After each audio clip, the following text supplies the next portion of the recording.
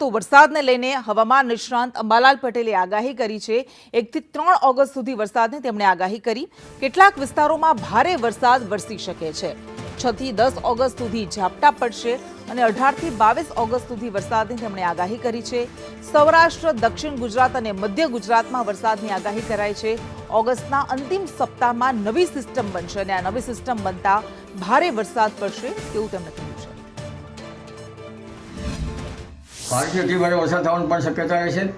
જો કે હાલમાં પહેલી, બીજી, ત્રીજી ઓગસ્ટે રાજ્યના ભિન્ન ભિન્ન ભાગમાં વરસાદ ઝાપટા પડશે। 6 થી 10 ઓગસ્ટમાં વધુ વરસાદી ઝાપટા પડવાની શક્યતા રહેશે। 18 થી લગભગ 20-22માં કેટલાક ભાગમાં ભારે વરસાદ ઝાપટા પડવાની શક્યતા રહેશે।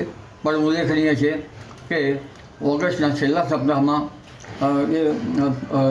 એમજીઓની સ્થિતિ લગભગ 12, 13, 14 જુલાઈથી મજબૂત થતાં જે વૈશ્વિક લેવલની સિસ્ટમ છે ત્યાંની અસર ભારત ઉપર આવતા બંગાળ ઉપસાગરમાં ડીપ ડિપ્રેશન બનવાની શક્યતા છે, જેની અસર અરબી સમુદ્રમાં પણ આવશે અને મુંબઈ, મહારાષ્ટ્ર, દક્ષિણ ગુજરાતના કેટલાક ભાગમાં 8 થી 10 ઇંચ વરસાદ થવાની શક્યતા રહેશે।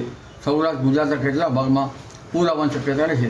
જોકે વરસાદ જ્યાં ચડે ત્યાં પડવાની શક્યતા રહેશે, એટલે ભિન્ન ભિન્ન ભાગોમાં ભારે વરસાદ ખાબકી શકવાની શક્યતા